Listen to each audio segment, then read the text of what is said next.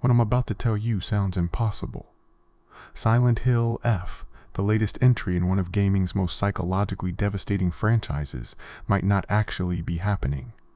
The monsters you fight, the friends who die, the corruption spreading through a 1960s Japanese town, the ancient gods and fox spirits and dragons demanding sacrifice.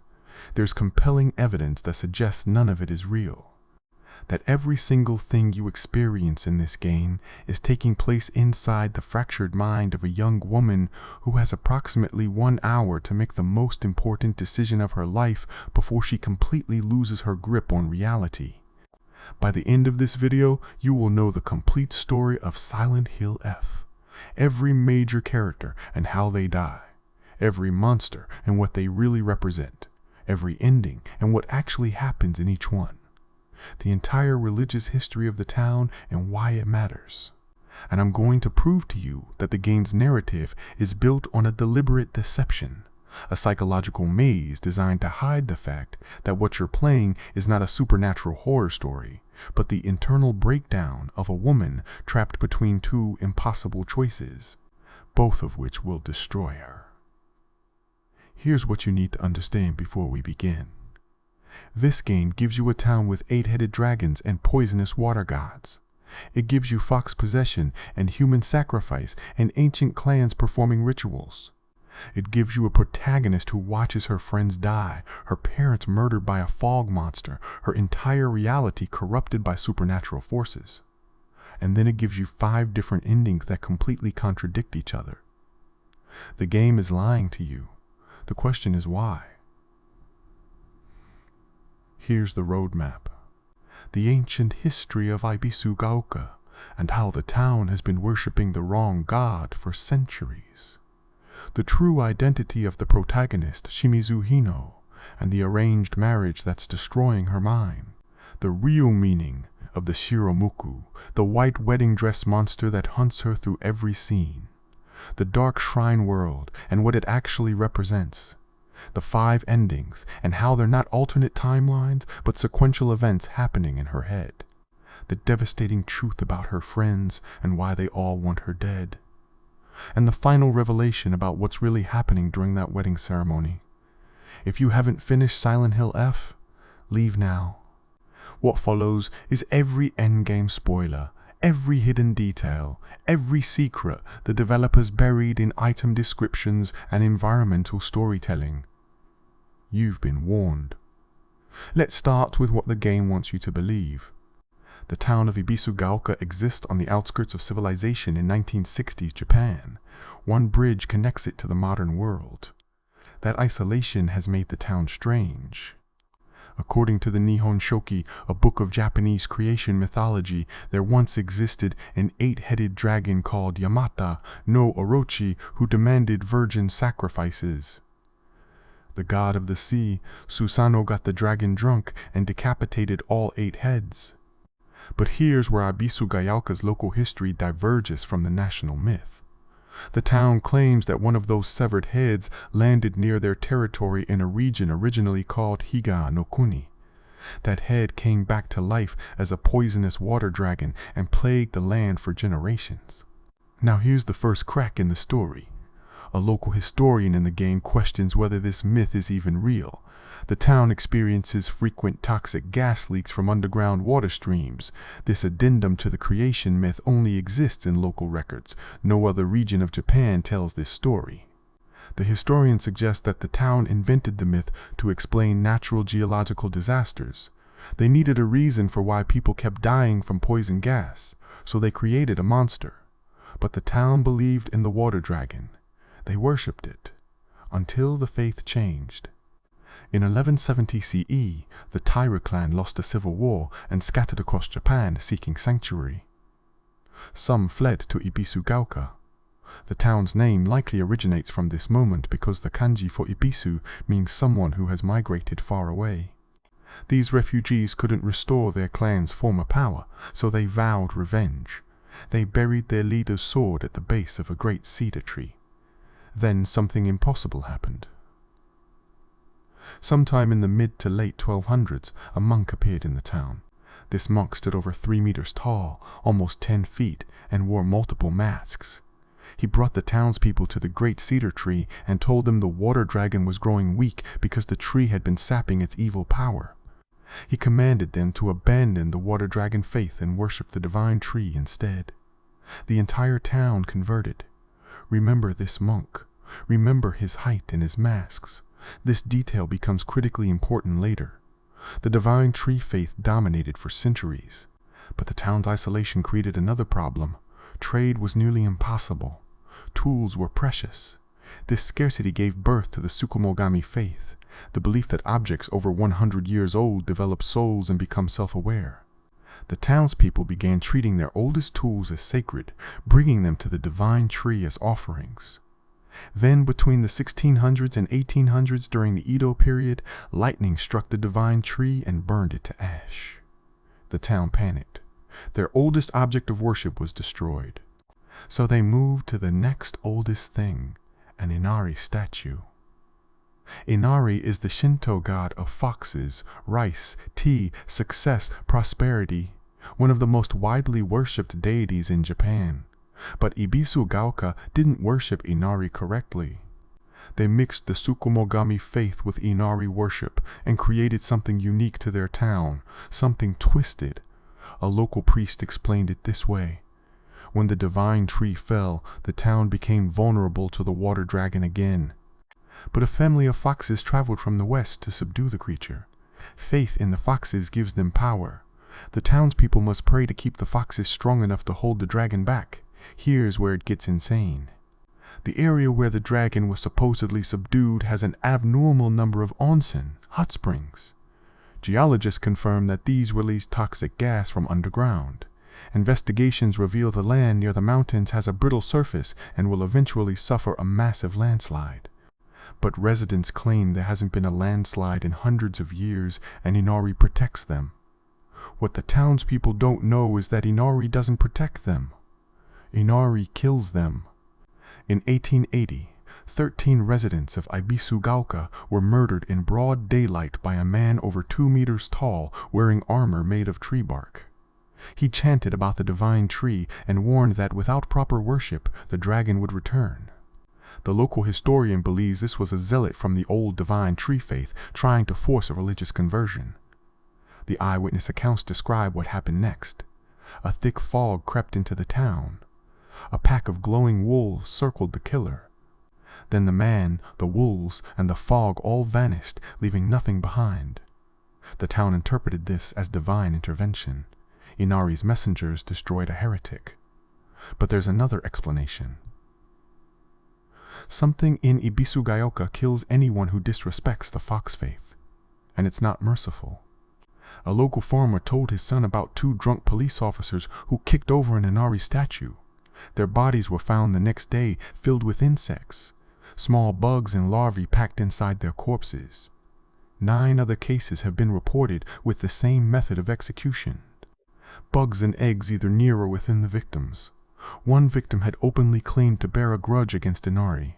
Police disposed of these bodies without investigation, possibly fearing they'd anger the gods if they looked too closely.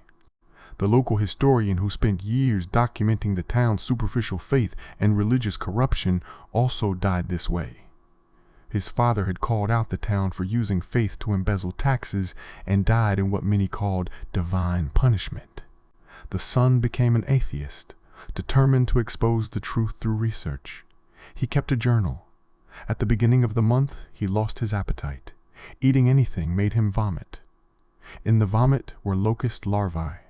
The day before his final entry, he coughed out a grasshopper and a cricket. He could barely move, surrounded by bugs and the constant noise of them inside his body.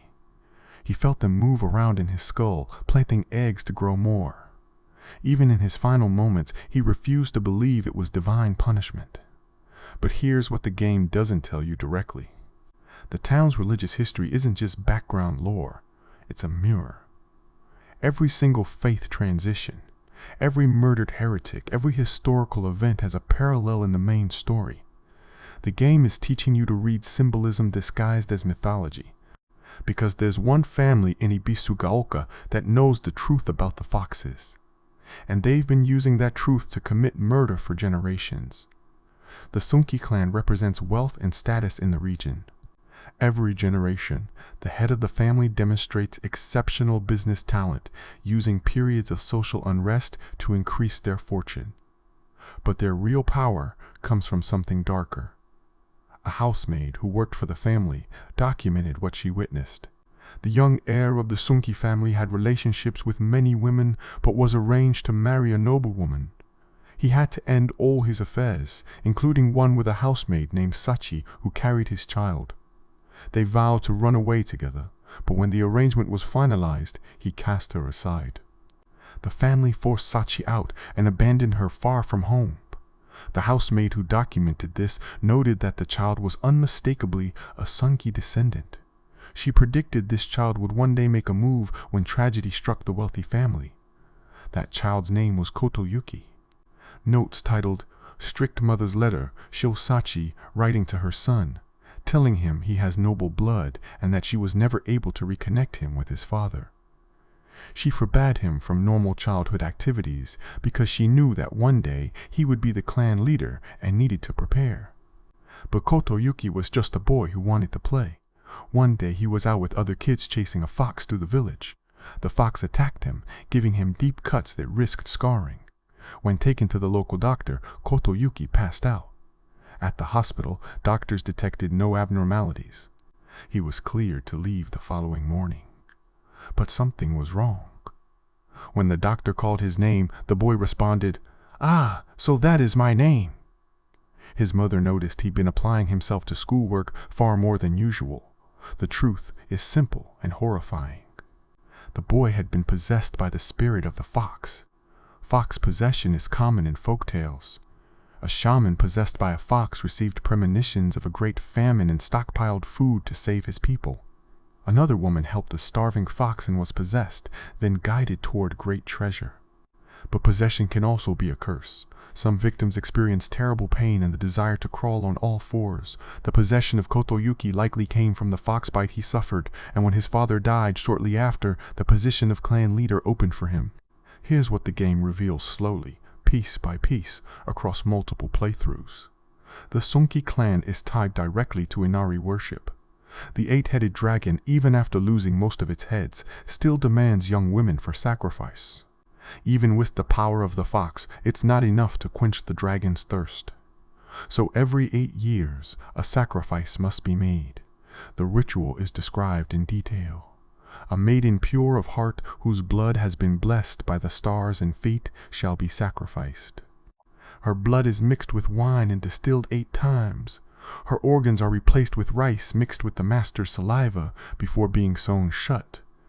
The body rests undisturbed until the odor of wine rises from its skin. She's adorned in garments fitting a bride, laid atop a raft, and sent out to sea. The ancestors of the Sunki clan also created a seal to act as a lock on the dragon's prison. A shrine called Heaven's Benediction sits atop a giant rock, serving as sanctuary for the clan. If the seal fails, the clan, the sanctuary, and the land will be destroyed.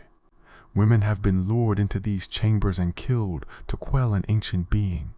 A girl named Mayumi wrote notes found in the shrine. The town's notice board lists her as a missing person, suggesting she was taken or lured there. She writes about the relationship between gods and mortals, comments on her blessed blood, and wonders who the next person will be, promising to help them transition well into their new life. We never hear from Mayumi again. Given her explicit mention of blessed blood, it's safe to assume she was sacrificed. Another girl named Sakuko may have been next. A note mentions the Igari family, Sakuko's family, commenting that they are the last descendants, though it's unclear if this means the last of the clan or the last of those with blessed blood. But the most important detail is this: something stirred within Kotoyuki after his possession. He remembered the girl who helped patch him up when the fox attacked him. He fell so deeply in love with her that he wanted to study and improve himself to become her perfect match. He wanted nothing more than to make this girl his wife. According to the 9-tailed fox who possesses him, once in a blue moon, a girl is born blessed with extraordinary power. When she's born, the successor of the Sunki clan has a curse placed upon him that gives him an irresistible desire to seek out that girl and make her his wife. That girl is the one who helped Kotoyuki when the fox injured him, the one he's been obsessing over, the protagonist of Silent Hill F. Her name is Shimizu Hino. Now here's where everything I just told you starts to fall apart. The game begins with Hino being yelled at by her father. To escape, she goes into town to meet her friends, Shu, Ringo, and Sakuko. During their conversation, some kind of corruption sneaks into the town and kills Sakuko while the others flee. Hino is chased by a being barely visible within the fog and saved by someone she believes is her sister Junko. She finds her way back to the store where Sakuko was killed. As she leaves, she's attacked by various creatures before collapsing. Hino collapses repeatedly throughout the game and ends up in a place called the Dark Shrine World. Remember this detail. She'll wake up and Shu will help her look for Ringo, who fled in another direction. When they find Ringo, it's clear she's not happy to see Hino, only Shu. The trio devises a plan to escape, but the only bridge connecting the town to the city is destroyed. They decide to go to Shu's place because there's a highway behind the mountain they can use. Ringo and Hino go downstairs to get bandages. Ringo pushes Hino down the stairs. When she comes to investigate, Ringo calls her a klutz for falling. Hino seems aware of what happened but refuses to speak up. They navigate through the streets toward the middle school. The gate is locked, forcing Hino to find a key. Her friends offer to keep guard while she rests. After her nap, both have disappeared. Assuming they went ahead, she makes her way to Shu's house. They're not there. A knock on the door. Believing it to be Ringo and Shu, she opens it. The fog monster is waiting. When she wakes, she receives a call from her mother telling her to come home. Ringo and Shu's screams echo in the background. As she makes her way home, she finds her house has changed. Rooms have been added and altered. Within the house is a shadow version of herself. The shadow urges her to think. Think about what's going on. She hints that she could have killed Hino at any point, but has let her live for a reason. If Hino doesn't figure it out soon, the shadow will kill her, her family, her friends, and everyone else. After navigating the maze of rooms, Hino finds Shu, Ringo, and Sakuko hanging from the ceiling while her parents are affected by the corruption. She defeats the corruption. It leaves their bodies. They walk outside. Hino follows and sees the fog monster grab her parents and kill them. During moments when Hino is knocked out, sleeping, or passing out, she's transported to the Dark Shrine World. Evidence suggests this is Silent Hill F's version of the other world, a different plane of existence layered on top of reality. In Silent Hill 2, Angela saw a burning staircase and claimed it was always like this, while James saw it for the first time, implying they each saw different other worlds. Silent Hill F follows the same formula. One note describes the Dark Shrine as hell, another as paradise with flowers and lakes. Hino's version matches neither description. This is her specific other world. Initially lost, she makes the acquaintance of someone called Foxmask. He acts like a prince, charming, caring for Hino when she needs it. While walking with him, she's told about a ritual she must undergo. We can see she's in a delusion because she doesn't actually see Foxmask yet still obeys him. She's convinced to take part in the ritual, which begins by killing her friends. All of them are already within the traps that will take their lives. Hino just has to activate the mechanisms. Despite their pleading, she stays silent, unwilling to explain her actions. They die in the same way the game presented them earlier. Shu hanging. Ringo with burn marks dropped into lava. She's then forced to cut off her own arm and replace it with a large white fox arm, get the family crest burned onto her back, and have her face peeled off and replaced with a fox mask. You can tell by this point that Hino is completely under Foxmask's spell. She barely feels pain and continues to obey him at every turn. She does start to slip, questioning if she is Shimizu. Hino, constantly repeating her name as if trying to convince herself of her own identity. With most of the ritual complete, it's on to the ceremony. The two exchange wedding bands. This opens the final door. After enough time, Hino can be seen infected with the corruption before returning as the Shiro Muku, the fog monster. Back in the real world, Hino confronts the fog monster at the center of town, threatening revenge for what it did to her family. The monster kills her. Fog monster. Hino then makes her way home, meets her parents, and kills them exactly as we saw minutes ago. Regular Hino, despite just dying, wakes up in the dark shrine world. She doesn't recognize this place and has never been here before, despite what we saw earlier. She finds the altar where she and Foxmask married, then finds her sister Junko. She has a panic attack, unsure where she is. She hastily pulls out a pill box from her pocket. Shu gave these to her at the beginning of the game. She takes more pills, fights with Junko over them, destroys the table of offerings, and confronts the Shiro Muku again. A fight to the death ensues. Hino wins. She runs to safety, but the world flashes between reality and the dark shrine world. She can hear the voices of other people as she sprints past them. Dazed and exhausted, she finds the Shiro Muku again and threatens to kill it before it cuts to black. The ending reveals a police report. A woman in her 20s armed with a knife and wearing a wedding dress killed people at a ceremony. Pills found at the wedding venue were the same pills found at the altar, the same pills Hino just took. This is ending one, and nothing I just described actually happened. Here's the proof. The police report says the suspect is in her 20s despite Hino wearing a high school uniform throughout the game. In ending 3, Hino and Shu playfully joke about their outfits. Hino says Shu looks weird in a tie. Shu says she looks weird in that. But Shu isn't wearing a tie in the game. And Hino's outfit is a common school uniform she's worn the entire time. Her outfit returns to normal at the end with no indication it was swapped.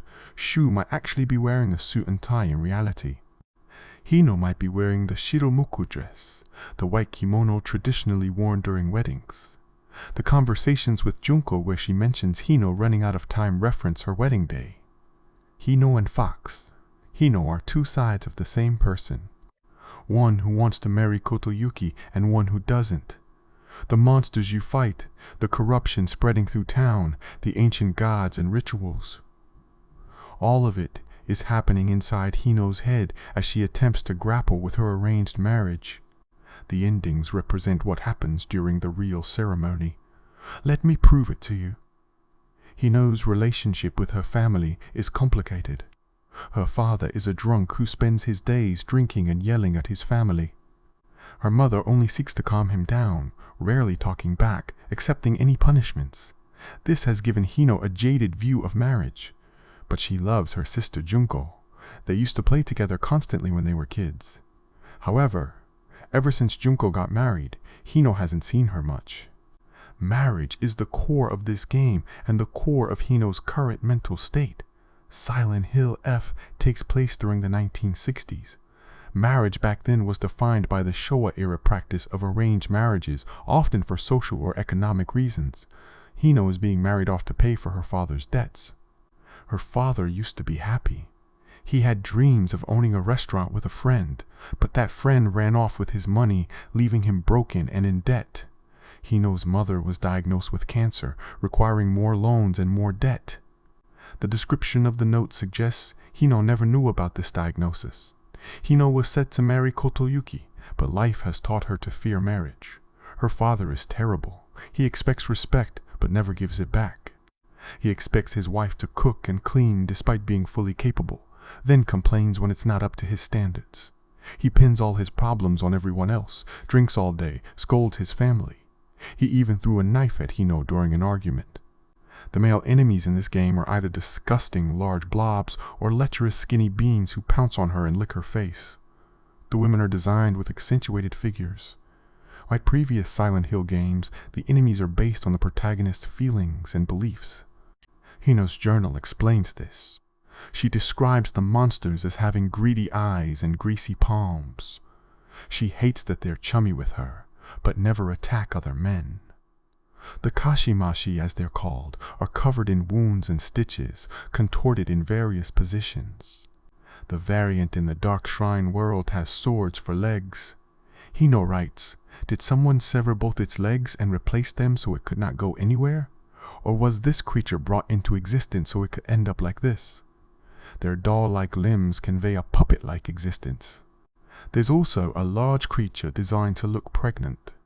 Its grotesque design portrays her view of childbirth. She considers this monster a vile show of life, preferring to die rather than turn into something like this. Her father looks exactly like one of the larger enemies, conveying that she sees all men the same. Her mother has her own design. Red flowers on her body could signify markings of abuse. Other evidence corroborates these feelings. A fashion magazine says, "A woman is only complete when she's loved." Near a farm, there's a note from a wife addressed to her parents asking for forgiveness. She no longer recognizes her husband, mentioning how he gets drunk and violent. The note references a potentially selfish act.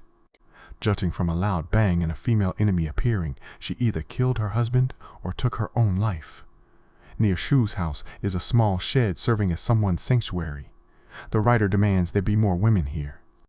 Inside, various kashimashi bodies are on the floor with a male enemy conveniently placed outside. Some notes talk about claiming Hino and how they belong to her. There's a painting of her in the dark shrine world that removes her face along with the other women next to her. Hino views adults, marriage, her parents, and the relationship between men and women differently than most. She believes women are just objects for men, treated no differently than animals. The monsters showcase either the literal wounds these women had from their husbands, or how some feel tied down by marriage, unable to escape their lives because they were born as women. She recalls a time she saw Junko at the hospital about to give birth. All Junko could do was throw up and groan. Her hands were rough and chapped. Her face had aged decades overnight. She was a totally different person. To Hino, this is what happens to women. They all end up like Junko or her mother, both suffering in different ways. This is why she could never see eye to eye with her sister. Junko cares about results. Hino cares about choice. In terms of marriage and happiness, Junko only seeks happiness as a result, regardless of how it comes. Hino would rather struggle and make wrong choices as long as she gets to say they're hers, not choices made for her.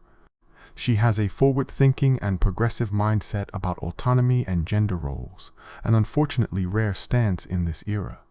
Most accept the status quo. She completely disagrees.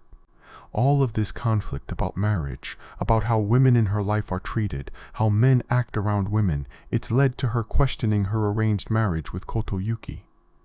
Throughout the game, Hino has been chased by the Shiro Muku.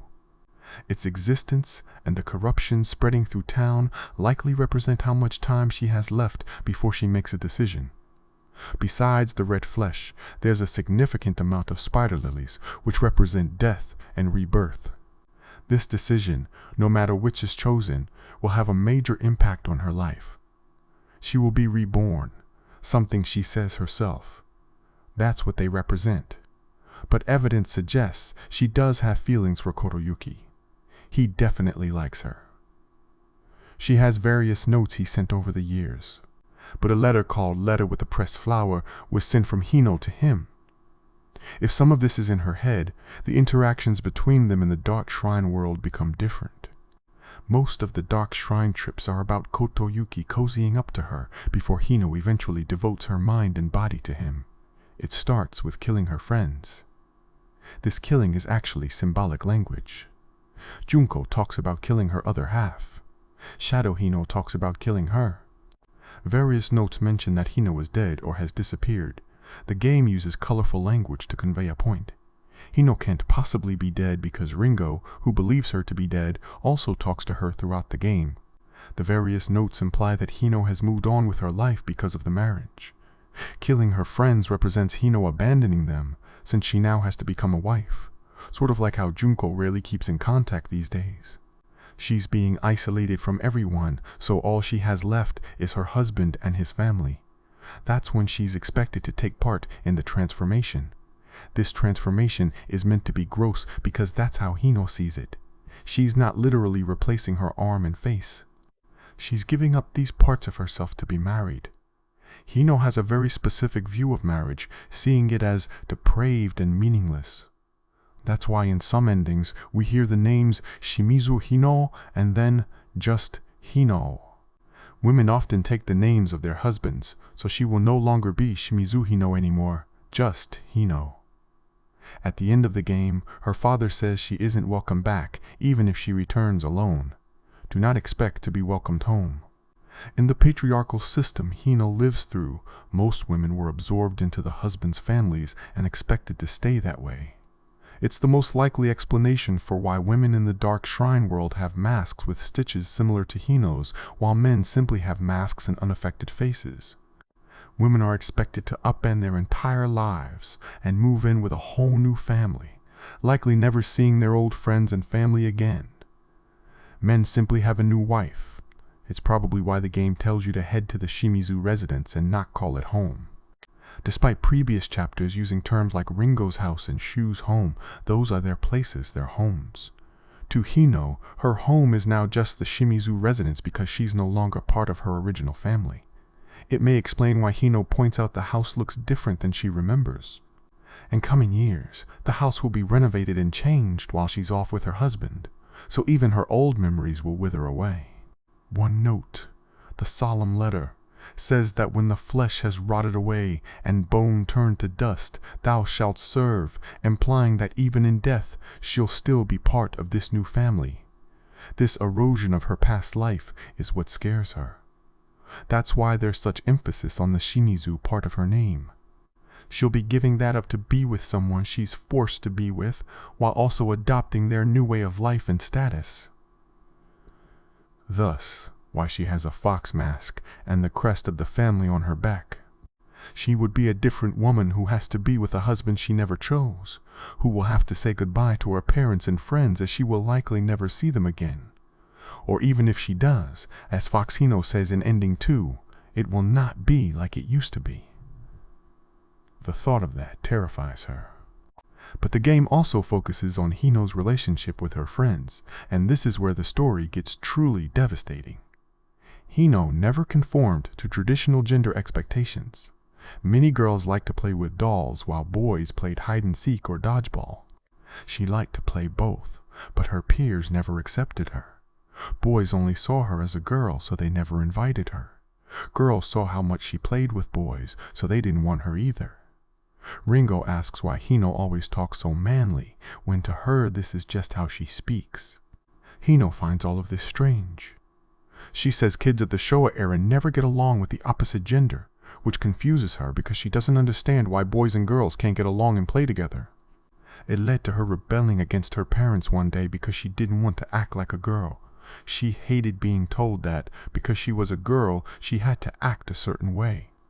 Being a guy or a girl has certain societal expectations, but these concepts elude her because she doesn't understand why these norms exist in the first place. This led to her being an outcast. But she found a valuable relationship with her friend Shu. Shu saw her not as a girl but as an equal. They have an unwritten rule to only refer to themselves as partners. He was the only one to fully understand her view of life. When she pushed back against societal norms, Shu understood and accepted her. The two became best friends and have been that way since. They play a game called Space Wars based on an old alien movie they saw. They pretend they're soldiers in the space army fighting against the Galactic Imperium. She notes that people have come and gone from the war, meaning other kids have joined them, but most of the war has been fought by them. This relationship she has with Shu is invaluable because of how they view each other. They never saw each other as the genders they were, just partners. Which is why the betrayal in the first ending hits especially hard. Shu comes from a long line of pharmacists. From old herbal remedies and creams to modern medicines, they've done it all, including controlled substances. He'd been recently reading a book called Exotic Herbology and made particular mention of Kakura Makura. Supposedly, this was an ancient medicine said to let the user speak with their inner self. Shu concocted this medicine and started dosing it to test effects. He had a full-blown vivid conversation with another version of himself. This revelation made him decide to give the pills to Hino. He believed she could use this to decide on the marriage as she was still struggling. It's clear he did this with the intent of having her choose him. He notes how he thinks this marriage is a farce, already taking a side despite this being about Hino making her own choices. The final line mentions how, with this, she'll be able to see who really has her best interests at heart. But he realizes what he's done is incredibly wrong. The drugs did not have the desired effect and ended up making Hino spiral, leading to ending 1. In ending 2, he admits this was stupid when he should have just been happy for his partner. Hino ultimately forgives him, still seeing how much of a positive impact he's made on her life, which is why she can never find it in her heart to hate him. But it's clear this choice will affect him regardless of how much he wants to hide it. He clearly cares about Hino. Notes and dialogue from Ringo convey he hasn't stopped thinking about her. The mention of Hino being dead during the middle school chapter references this. Notes from Ringo claim that Shu, even after Hino went off to get married, still plays Space Wars all by himself. There's no further continuation of these notes, so we'll never know if Shu ever got over her and moved on. But Shu isn't the only one who manipulated or treated her poorly. Her friends Ringo and Sakuko are arguably just as bad. Sakuko's first and final line to Hino in game is calling her a traitor. Sakuko is incredibly spiritual. She says a god visits her in dreams, and there's a war between 2 gods over followers being stolen. She mentions she can occasionally hear voices and singing in her head. Notes from the middle school show she finds solace in the school's rabbits and talks to them frequently. This led to her being seen as the weird one at school. Sakuko doesn't have friends, but Hino was able to see through this and accept her for who she was, leading to her becoming her first proper friend. However, Sakuko made Hino promise they would do everything together, including having a boyfriend at the same time, no exceptions. So when Kotoyuki asked for her hand in marriage, Sakuko was furious and felt she was being abandoned, causing her to develop deep resentment. That's why she always calls her a traitor. Ringo is incredibly jealous of Hino for how easily she can cozy up to Shu. Hino has found herself in a love triangle where Ringo loves Shu, Shu loves Hino, while Hino initially doesn't seem to care too much about relationships, though she does later admit she's interested in him to an extent. Hino has never cared that Ringo is interested in Shu, but she knows Shu best. That's why she said if Ringo isn't interested in rolling around in the mud and catching insects, she's not going to get very far with him. Ringo was raised traditionally, so she has lots of womanly hobbies and interests like dolls, fashion, and clothes. It was never going to work out. It's led to her viewing Hino with such hatred that she sees her as beneath her. Ringo has a massive superiority complex. She sees practically everyone as beneath her, that she's only being nice to them out of kindness because they're so pathetic they wouldn't be able to operate without her. This superiority complex masks her insecurities because she's incredibly jealous of Hino. Despite being told numerous times, she always asks if Hino and Shu are together. Even after all this time, she's still unconvinced and has started spreading rumors about her at school. The girl's attitudes are further elaborated in notes. Sakuko talks about killing Hino or cutting off her arms and legs. A few notes are from the girls asking the gods to kill her or take her away. One note from Sakuko seems to imply an evil spirit took over her when writing a diary entry. So this could be a literal evil spirit possessing the girls and making them monsters to Hino. This could be the purpose behind the monster versions in the Dark Shrine world. Sakuko's monster is of a Miko, a shrine maiden reflecting her admiration for the spiritual. She has a move where she uses light within darkness that you can put out if you attack her, a reference to her fear of the dark. Ringo's monster is of a priest consumed by fires of jealousy who commands puppets, the same way Ringo was jealous of Hino's relationship with Shu and how she always saw herself as above everyone else, treating those lower like puppets. There are multiple ways to interpret these fights. We could assume the Dark Shrine world manifested evil entities to kill Hino, but you could also view it as a more bizarre showing of their final conversation. Sakuko mentions how she knows Hino doesn't want to be here, urging her to stay with her while Ringo and her hurl insults at each other. The two are finally being honest about their feelings, something Hino mentions at the end of the fight and Ringo mentions in a note. One could say these complex emotions from boss fights to notes symbolize various emotions and intrusive thoughts. The reason these are intrusive is they're not only next to notes that are more heartfelt and genuine, but by the end, both girls apologize.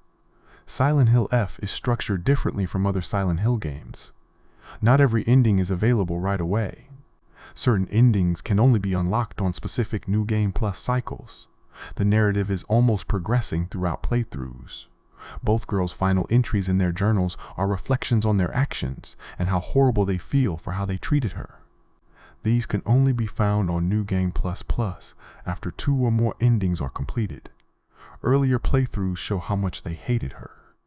But as we progress into the game, we gain more insight into not just the main story, but the characters within it. That's why these entries were specifically placed this deep into the story. Sakuko recognizes that calling Hino a traitor was a title born from jealousy. She saw Hino as so much better than her and didn't want to be left behind. When the call came about the marriage, she felt Hino was moving on without her. But these are the acts of a child, and she understands that now. Everyone goes at their own pace. Just because she's not as far ahead in life as she wants doesn't mean she's failing. Ringo realizes that instead of making a better friend, she made an enemy. Ringo likes Shu, but she never thought to ask Hino about him. She was so jealous of their relationship that she never realized Hino could have helped her learn what Shu likes so she could impress him. We often think back on our lives and what we've done, especially those times when we made mistakes. The girls likely did so when they left school and realized how poorly they treated her despite being considered her friends. But it seems Hino, as kind as she is, understood and forgave them because they appeared during her wedding in Ending 1. Although what happened because of that is horrifying. Let's talk about what those endings actually mean. Hino is in conflict with the other side of herself. 2 sides going back and forth, trying to get their point across. Should she go along with the marriage or not? The endings represent the decision she ultimately makes. Ending 1 is the nuclear option where Hino goes crazy thanks to the pills. Coupled with the inability to make a decision, she panics and starts killing everyone. She clearly didn't want this life, but saw no way out thanks to society's expectations and standards. It's assumed she may have killed her friends and family as well. Hino has a diary where she says she wants to kill her family with her bare hands, just like the Shiro Muku version did. Shadow Hino in her room says she would do exactly this. The point of no return starts the moment you enter the Shimizu household. By then, your ending is already locked in. The game adds new puzzle solutions specific to these endings regardless of puzzle difficulty. Each acts as a metaphor and foreshadowing of the ending soon to come. The puzzle to get to the altar and ending. One says that the blackbird takes the white bird while the white bird attempts to resist, all while the fox is unaware of the conflict. He knows 2 halves are struggling to decide what to do while Kotoyuki has no idea. His bride-to-be is even struggling. The same goes for the conversation with her shadow. One of the first things Shadow says is, "It's weird not to have a grasp of yourself, to not understand your own feelings." Unlike future endings based on our decisions, ending 1 must be done first. The game's lack of options in this first playthrough is symbolic of Hino's unwillingness to come up with her own choice. Her own shadow tells her she must fight to the death, that both sides of her mind must fight and decide. One must lose, one must win. That's what we see in endings 2 and 3, where one side comes out on top, and why in ending 4 the solution comes from laying down their arms and not fighting. But in ending 1, no one wins because Hino keeps running away. She doesn't want to make a decision. So Shu used his drugs to help her come to one, to talk with herself just like he was able to. He hoped this would make her see him as better than Kotoyuki, but it caused her to spiral and attack everyone. It's without a doubt an ending that takes place in a fictionalized setting. Hina was not running through the streets of Ibisugaoka. She's at a shrine waiting to be wed and currently fleeing the scene after what she just did. It's a Silent Hill 3. They look like monsters to you moment, except it's actually true. That doesn't necessarily mean throughout the whole game Hino has been killing real people. But I believe in this moment at the end, The fictional world we've been playing in is masking the real world and what's really going on. Every ending after this forbids the player from using the pills. If Hino is going to decide what she wants to do, she's going to have to do it herself rather than run away and stay within the safety of the pills that mask her feelings. She must confront herself, her feelings, and her needs if she is to have any chance of making a decision. She says so herself in her own journal. I have to step up and face what's inside me, even if I don't like what I see. In ending 2, Junko says Shimizu Hino no longer exists. Once again, implying the younger her is gone and it's just Hino, further saying that the longer she exists, the more Hino suffers. The more doubts that exist, the worse it gets. This version does not want to get married and thus creates more conflict within her. This Hino sees Fox Hino as the enemy, the one who took her parents and friends away. That's why Fox Hino corrects her by saying she didn't, as they're still alive and she could see them again, just not like when they were kids. Like Junko, Hino will be part of a new family and her old life as a child will be gone. She might still see her parents and friends, but they will have moved on. It won't be like back in middle school anymore. What ends the conflict is an item picked up for this ending, the Ogura no Sama. It's said the potion can rid evil spirits, but if the user harbors guilt within them, it will also take them with it. Taken literally, this is another continued mention of the game's mythology and religions. Metaphorically, I could see it as her ridding herself of her previous doubts, her other self, as she ultimately decides to marry Kotoyuki. But it's Shu who would object. Even he is sensing an internal struggle within himself because he knows he should be happy for his friend for getting married. So Hino decides to talk it out with him. Even though he wanted to stop things, she could never hate him. They've been friends since they were kids, and he was the only one willing to accept her for who she was. During the boss fight, she says they will fight this alien together as partners, a reference to their days of space wars. That's why the dialogue throughout this fight is of them reminiscing on the good old days. She wanted to stay in the past, but he realizes Hino needs to grow up, spread those wings, and being married is part of that. So in reality, the ending is likely them talking about Hino and her future. The two are thinking of the past, talking about their issues before Shu decides that Hino is right and this is her decision to make and he should be happy his friend found happiness. It's why the boss fight ends how it begins, with him standing there. They were talking it out together. The reason this isn't considered a good ending is because she realizes that in doing this, she'll end up just like her mother, something she clearly doesn't want. Her face being removed like before represents her loss of identity.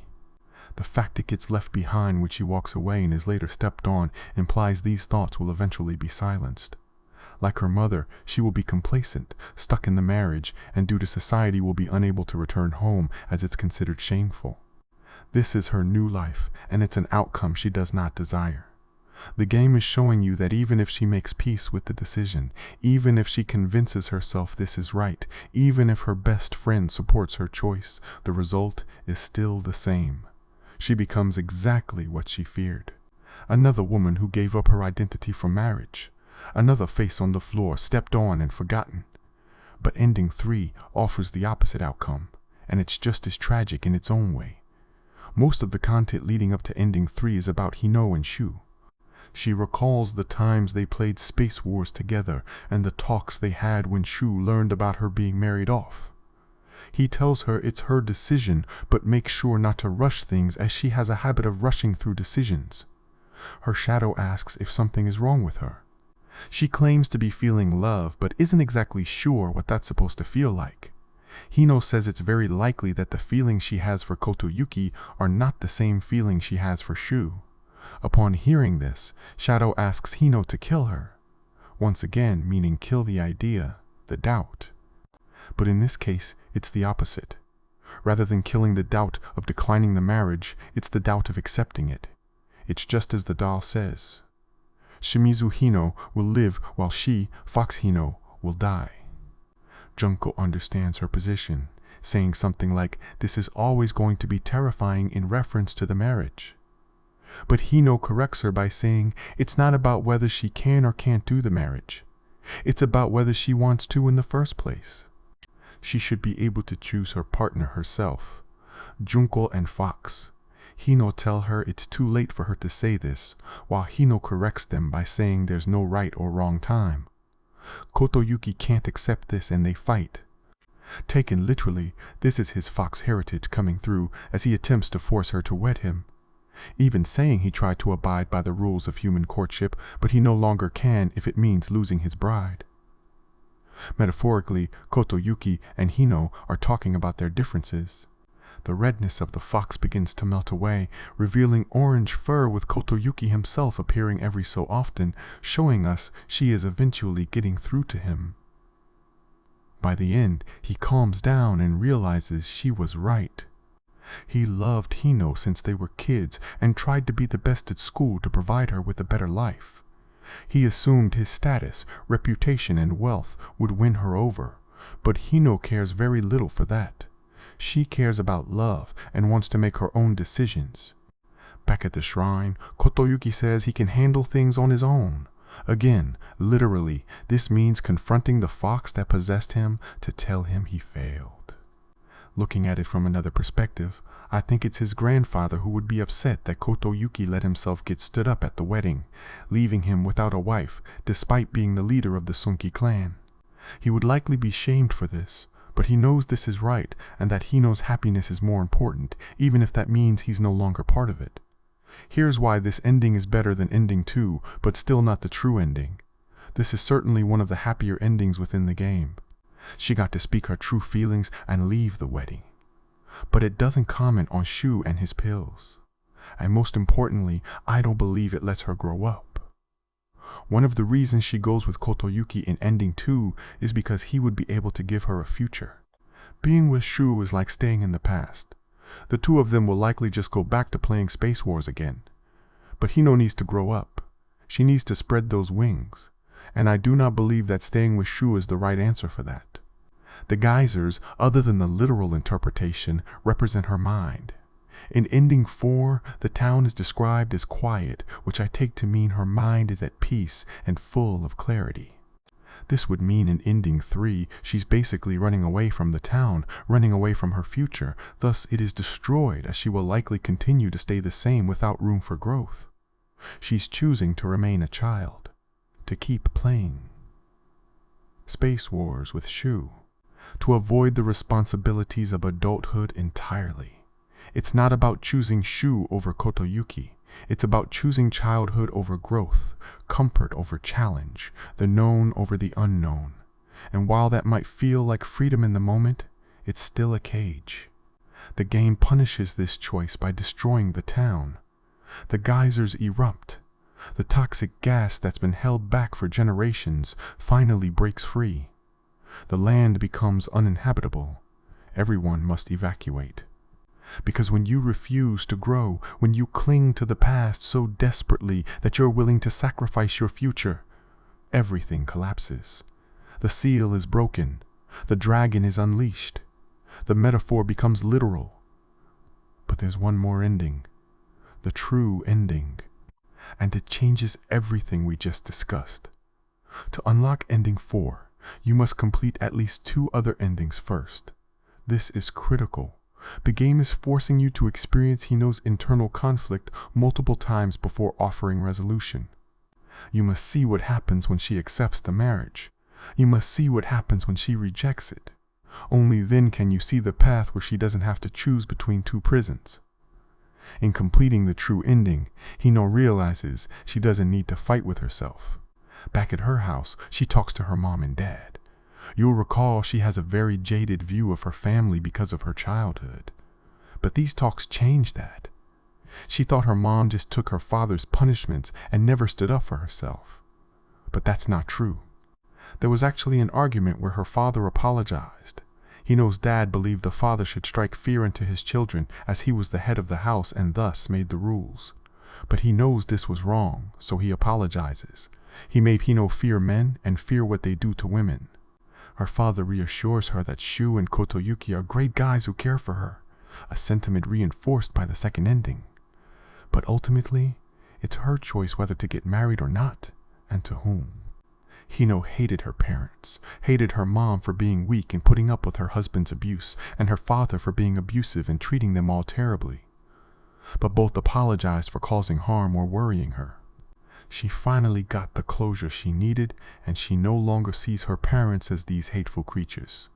That's why during the boss fight against them, she tells the corruption to stop ruining her view of them, as she knows who they truly are now. Whereas in the other endings, this was never said. Further, a talk with Junko reaffirms her stance that what she values most in life is choice. She may make the wrong decisions, but she would rather make a bad choice herself than a correct one made by someone else. It's rather telling that a unique collectible in this location is a blank canvas for an art project. The first stroke has yet to be made, but the possibilities are endless. It's up to her to decide what to paint, same as she decides what to do with her life. That's why when the two Hinos confront each other one more time, they agree to stop fighting.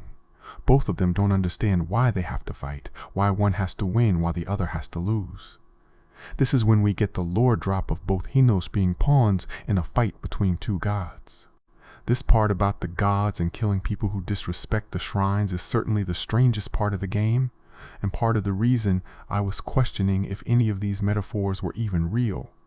But then, right after this fight, Tsukumogami is never seen again, and the nine-tailed fox is described as drunk.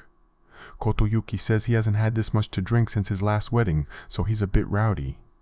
A pretty odd thing to say about a god that can possess you, right? This leads me to believe this is one of Kotoyuki's family members, upset at the outcome of the marriage. Tsukumogami is also possessed by the doll this time, and not Shu. I haven't talked about the doll much in this video yet. It's appeared at almost every turn, guiding Hino throughout the game. It is vehemently against Kotoyuki and will even appear in the fog world to help the other Hino. The journal notes that the Tsukumogami is designed to be a statue of Asura. Asura is of Buddhist mythology, and, to my understanding, the face of Asura represents complex human emotions. So maybe this fight, as strange as this sounds, is actually a fight between Hino and society.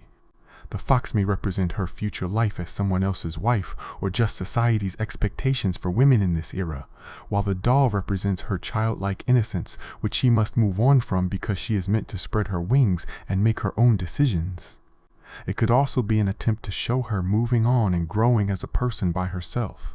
In order to get this ending, she must remove the brooch and purify the sacred sword. When you finish all the Jizo shrines, it almost seems like a godlike entity talks through her to get her to the sword. Both Tsukumogami and Inari are likely watching over her through these items, so by relinquishing them, she shows she no longer needs their assistance and can handle this herself. It's clear she thinks about the world differently than most. She has blurred the lines of gender and what girls and boys are meant to do. And in a society that often accepts its roles that have been laid out, Hino is choosing to make her own, one that defines her and her alone. That's why she's so particular about choices, and why she should get to choose even if it's the wrong choice, because that agency and autonomy are valuable to her. But she lives in a world not defined by that yet. She even gets Kotoyuki to understand his side of it too. Hino never desired any of his wealth or status. All she wanted was a choice. Kotoyuki says it himself that they both want to know if their love is real and not some spell. While there is a literal interpretation here with the god's possession and all, a metaphorical look gives us another answer. The spell that's taken hold is the arrangement. The two of them believe there to be a spark. But is it real love, or is it just the arrangement getting in the way? That's why the two leave with the intent of coming back to answer that question. Kotoyuki never got the childhood he wanted, so he's living out his inner childhood fantasies, allowing himself to be a kid again. Hino will choose how to lead her own life and think about Kotoyuki and whether that spark was real. Both of them will decide of their own volition to tie the knot. But if it wasn't meant to be, at least they got to come to that conclusion on their own and made the choice themselves. This could explain why there is no secret twist at the end like the previous endings, and why Abisu Gaoka is quiet. The corruption is gone, and her mind, while previously noisy and full of doubt and worry, for the first time is quiet and clear. This is the only ending where Hino doesn't lose herself. She doesn't become her mother. She doesn't cling to childhood. She doesn't have a psychotic break and murder everyone at her wedding. She simply chooses to postpone the decision until she can make it clearly, without drugs, without pressure, without gods and monsters and corruption clouding her judgment. She chooses to give herself time. And that, more than anything else in this game, is the most radical choice she could make. Now here's where the structure of the game reveals its final secret. This order of the endings, just like the notes, makes me wonder if the narrative was designed this way on purpose. Ending 1 is the only ending able to be achieved on your first run-through. Endings 2 and 3 are accessible after the first is complete.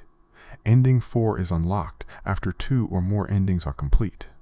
Notice how the endings themselves seem to be building up to their own conclusion.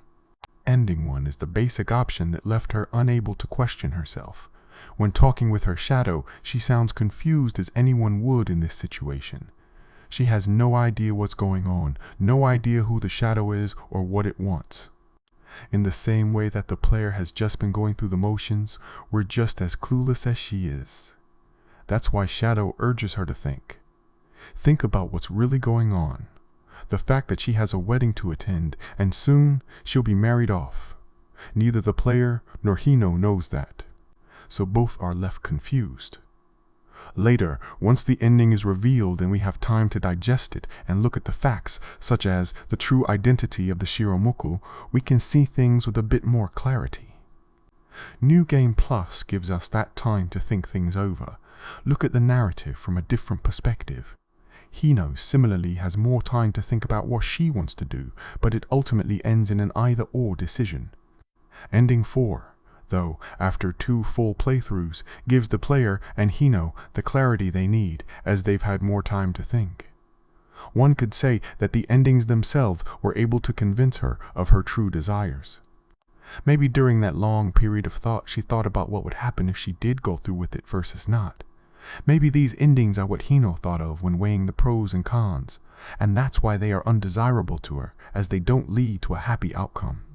When talking with Junko in the final chapter, she asks if it's gone, only for her to ask in a repeat playthrough if it's still alive. She was talking about her doubts, her fears of going through with this.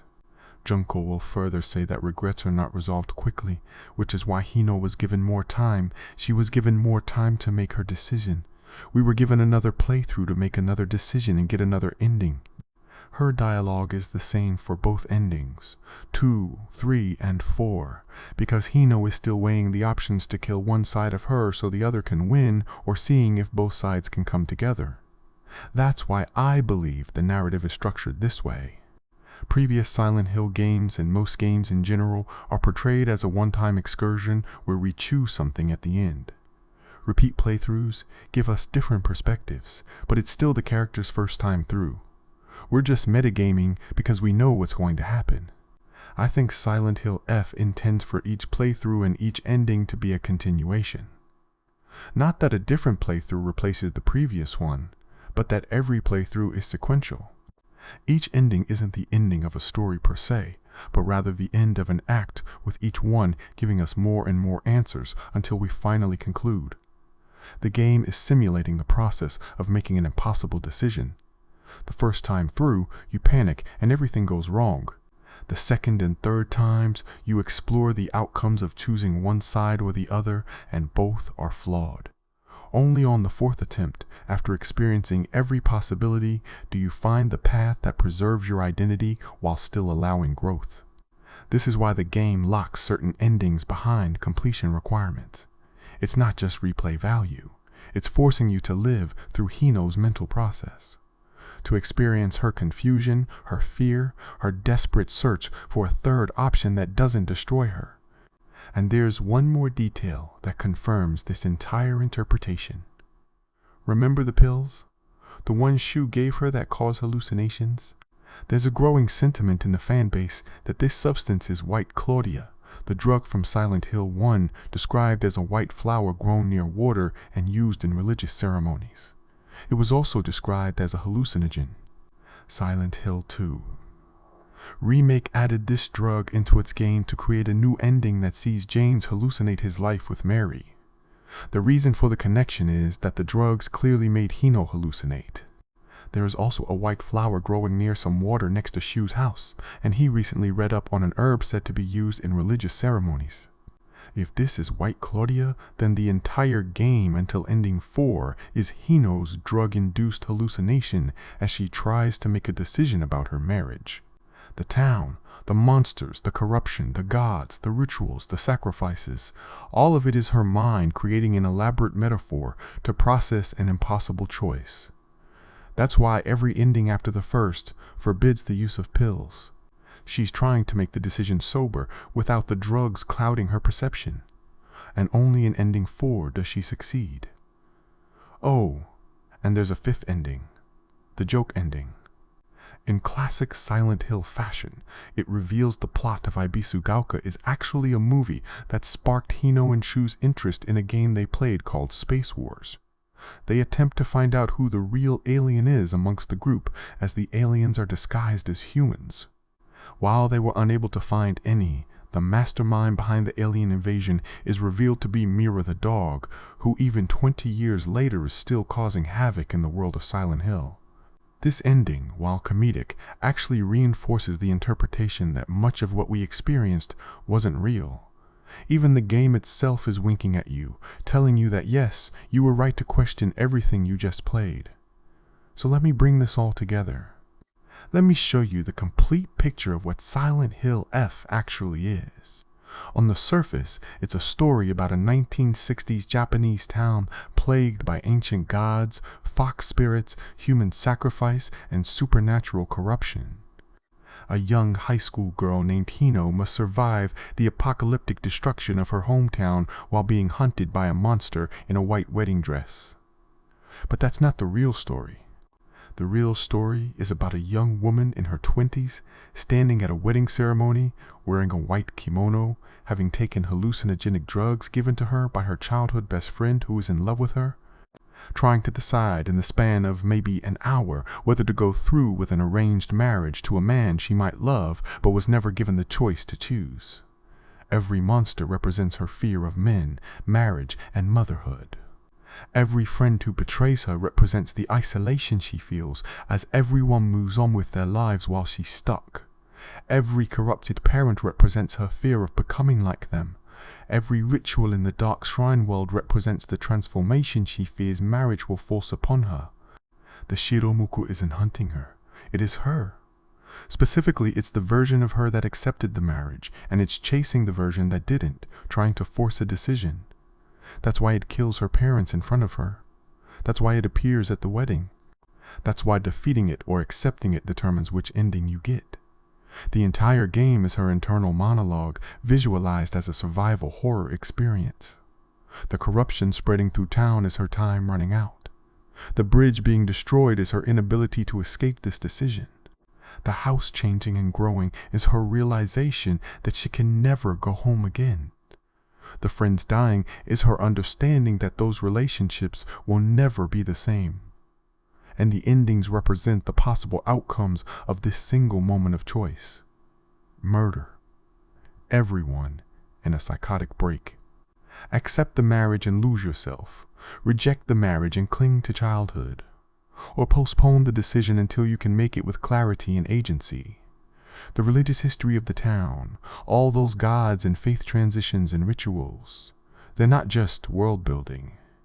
They're a mirror showing how power structures use belief to control people, especially women. How the town kept switching gods based on convenience. How women were sacrificed to maintain the social order. How anyone who questioned the system was killed and called a heretic. Hino is living in a society that expects her to sacrifice herself for her family's debt, to give up her name and identity and autonomy, to become a wife and mother whether she wants to or not, and to do it all with a smile because that's what good women do. And she's fighting back the only way she knows how. By retreating into her mind, into a world where the oppression is literal monsters, she can fight with her hands instead of societal structures she can't escape. But even in her own hallucination, she can't win. Ending 2 shows that accepting the marriage destroys her. Ending 3 shows that rejecting it traps her in the past. Only ending 4, where she refuses to choose until she can do so freely, offers any hope. This is why Silent Hill F might be one of the most subversive games in the franchise. It's not just about psychological horror. It's about the horror of being a woman in a patriarchal society where every choice is designed to destroy you in a different way. The game respects you enough to hide this interpretation under layers of literal supernatural horror to let you experience it as a straightforward monster story if that's what you want. But if you look closer, if you read the notes, if you pay attention to the symbolism, if you question why a high school girl is described as being in her 20s, if you notice that the monsters only attack her and not the men, if you wonder why the game forces you to replay it multiple times before unlocking the true ending, then you see what Silent Hill F really is. It's a game about autonomy, about choice, about a woman trying desperately to hold on to herself in a world designed to erase her. And that's the complete story of Silent Hill F, from the ancient mythology of Yamata no Orochi to the modern horror of arranged marriage, from the water dragon that plagued the land to the fox spirit that possesses the air, from the sacrifices performed by the Sunki clan to the sacrifice expected of Shimizu Hino, from the corruption spreading through Ibisugaoka to the drug spreading through Hino's mind. Every character, every monster, every ending, every secret. Now you know it all. The straightforward supernatural plot and the hidden metaphorical narrative. The literal interpretation where gods and spirits wage war over a small town, and the psychological interpretation where a young woman wages war with herself over an impossible decision.